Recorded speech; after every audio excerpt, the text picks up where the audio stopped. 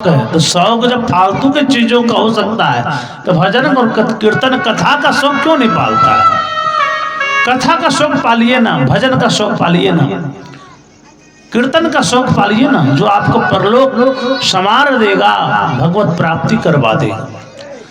माता शबरी देखिए, बाबा सब जो है थोड़ा कुहासा कर गिरे तो थोड़ा आगे बढ़ जाइए, देर पीछे नहीं हुई, ठंडा अगर लगेगा तो। बोल वृंदावन बिहारी लाल की जय। सजना, माता शबरी पूर्व जन्म में महारानी थी, महारानी थी महाराज।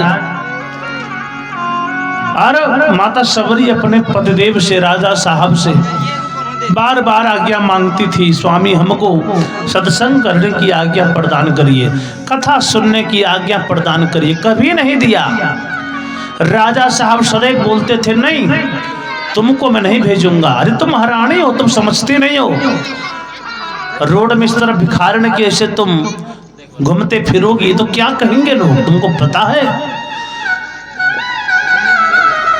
महारानी शबरी उस समय सोचती थी कि हे प्रभु, हे मालिक, हे नारायण, हमको ये शरीर क्यों आप महारानी क्यों बना दिए? इससे अच्छा हमको किसी गरीब घर में पैदा कर दिए होते, भिखारी नहीं रहती मैं, लेकिन भजन तो नहीं छूटती। आज महारानी भी मैं हूँ, क्या फायदा, भजन नहीं कर पाती हूँ, कथा नहीं सुन पाती हूँ, इस शरीर को लेकर के क्या फायदा, महारानी बनके मैं क्या किया। माता शबरी बार बार भगवान को कोसती थी, प्रभु इस योनि, इस जन्म को मैं सार्थक नहीं समझती हूँ। देखिए सज्जनों, माता शबरी कितने भक्ति वाली थी, महारानी बनी है, कोई कमी नहीं, धन दौलत वैभव की कोई कमी नहीं, लेकिन फिर भी प्रसन्न नहीं है। क्यों? क्योंकि उनके जीवन में भजन नहीं हो पा रहा है, कथा नहीं हो पा रही है, सत्संग नहीं हो पा रहा है। उसी तरह हम लोगों को भी सोचना चाहिए सज्जनों, जीवन में सब कुछ है, लेकिन यदि भजन नहीं तो जरूर सोचिएगा कि शायद मेरा पुण्य उदय नहीं लिया है। यदि आप भजन नहीं कर पा रहे हैं तो महाराज आप अवश्य सोचिएगा कि शायद मेरे जीवन में पुण्य उदय नहीं लिया है, हम अभी संपूर्ण नहीं बन पाए हैं, कमी है। माता शबरी को बहुत पछतावा होने लगा। सज्जनों, एक दिन की बात है, उनके ही घर में सत्संग हो रही थी महाराज, उनके गांव में, अगल बगल के जगह में। महाराज राजा साहब से आज्ञा लिया, स्वामी हमको सत्संग करने की आज्ञा दीजिए। राजा साहब बोले, शबरी देखो देवी, अरे तुम सत्संग करोगे तो जाओ, मेरे घर छोड़ के ही चला जाओ, कोई आवश्यक नहीं तुम्हारा। बड़ा पछतावा लगा। रात्रि काल की बेला में माता शबरी एक नदी में अपने प्राणों को त्यागने के लिए जा रही थी। महाराज, ये शरीर को मैं रखकर क्या करूंगी? जो शरीर से भजन नहीं हो पाता है, वो शरीर को लेकर मैं क्या करूंगी, रखकर क्या करूंगी? बड़ी दुखी हो गई माता शबरी। महाराज बहती हुई जलधारा में अपने शरीर को त्याग दिया कि हे राम, मुझे जहां भी जन्म देना, कम से कम इतना ख्याल रखना प्रभु कि आपका भजन नहीं छूटना चाहिए, आपकी कथा नहीं छूटनी चाहिए। सज्जनों, माता शबरी ऐसी कृपा पात्र भगवान की बन गई। अगले जन्म जब महाराज भील के यहाँ सबर की जाति में महाराज जन्म ले ली, छोटी जाति, वही महारानी शबरी। बाबू शांति बनाए रखो। भोलानंद कंद भगवान की जय। महाराज जन्म ले लिया, बचपना अवस्था से ही माता शबरी के हृदय में भगवान के प्रति अपार प्रेम था। माता शबरी झूमने लगती थी, जरा सा भजन सुनती थी, कीर्तन सुनती थी, झूमने लगती थी। महाराज इतनी बड़ी कृपा, अब देखिए भगवान की कितनी बड़ी कृपा होती है सज्जनों। अब एक बार की बात है, जब माता शबरी युवती हो गई, विवाह के योग्य हो गई, तो पिताजी ने उनके विवाह के लिए सारा व्यवस्था कर रखा था। एक कमरे में बहुत पशुओं को जंगल से लाकर के जमा कर दिया था महाराज। क्यों? एकदम सबरी माँ प्रश्न की, पिताजी ये जानवर क्यों लाए आप, इतने इतने पशु क्यों लाए, क्या बात है? पिताजी बोले कि देखो बेटी, तुम्हारा विवाह करूंगा और तुम्हारे विवाह में मांस चाहिए, कहाँ से आएगा? मांस तो इसी का खिलाऊंगा ना। इन पशुओं को काट करके उनके मांस को समस्त कुटुंब जनों को खिलाऊंगा। माता सबरी बड़ी महाराज दुखी हो गई, रोने लगी कि हे मेरे राम, इस विवाह को करने से क्या फायदा, जिस विवाह में महाराज मांस इतने निर्दोष पशुओं का बलि पड़ जाएगा। एक मेरे विवाह के लिए, एक मुझे पति प्राप्त करने के लिए इतने निर्दोष पशुओं का बलि पड़ जाएगा, मुझे पसंद नहीं। महाराज रोने लगे महाराज। और निकलते निकलते घर से उस दरवाजे, महाराज उस कमरे का दरवाजा जो था उसमें लकड़ी लगा हुआ था, लकड़ी को साइड करते हुए महाराज माता सबरी घर छोड़ के भाग गई। सारे पशु भागने लगे और कहने लगे, जा सबरी, आज तूने मुझे आजाद किया है, एक दिन आएगा जब भगवान स्वयं तुमको मिलने आएंगे, आजाद करेंगे। सज्जनों, माता सबरी चली गई। छोटी जाति की थी, किसी ने नहीं रखा। किसी आश्रम में जाती थी ना, तो लोग कहते थे अरे ये तो छोटी जाति, किसको भगाओ, किसी ने नहीं रखा। महाराज बहुत दुखी हो गई। सज्जनों, एक बार की बात है, और बड़ी दुखी हो गई थी कि महाराज रात का समय में कहाँ बाहर में रहूंगी।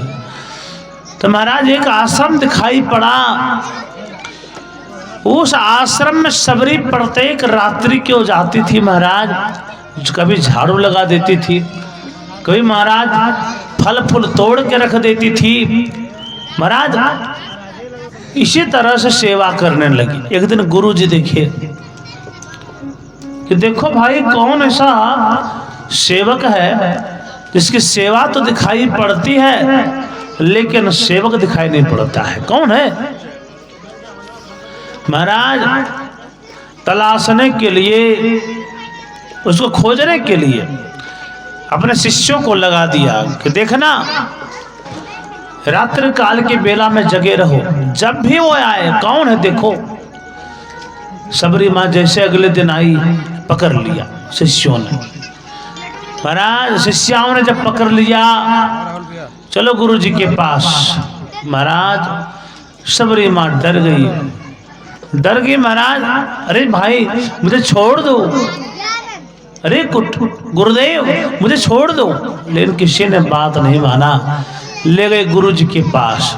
गुरु जी मतंग मुनि थे महाराज, अपने कक्ष में बैठे हुए थे। बोल वृंदावन बिहारी लाल की जय। सज्जनों, अपने कक्ष में जब बैठे हुए थे, सबरी माँ इधर से गई और जाने के बाद महाराज जैसे सबरी माँ को गुरु जी देखे, अरे तुम हो? बोले हाँ मैं हूँ गुरु जी, छोटी जाति की हूँ, नीच जाति की हूँ, कोई मुझे रखता नहीं है, कहाँ जाऊं? शाम का समय हो गया, रात्रि का समय, रात भर बाहर रहती हूँ, मैं क्या करूं, कैसे जीवन जीऊं कि मर जाऊं मैं? गुरु जी बोले बेटी तुम इसे क्यों बोलती हो? अब तुम्हें कोई चिंता करने की बात नहीं है, अब तुम मेरे आश्रम में आ गई हो, अब किस बात की चिंता है, रहो। कहाँ पर? सबरी बोले पिताजी जैसी आपकी आज्ञा। सबरी माँ रहने लगी। सज्जनों, दिन बीतने लगा, खूब सेवा करती थी सबरी मैया गुरुदेव की। गुरुदेव कहते थे बेटी जो तुम्हारी इच्छा है वो करो, जितना चाहे भजन करो, कोई टेंशन की बात नहीं। सज्जनों, समय बीतने लगा। अब हुआ क्या, एक दिन वो भी स्थिति आ गई जब गुरुदेव जाने लगे। मृत्यु एक ऐसा सत्य है, अटल सत्य है महाराज, सबको स्वीकार करना ही पड़ता है, हंस के करिए रो के करिए।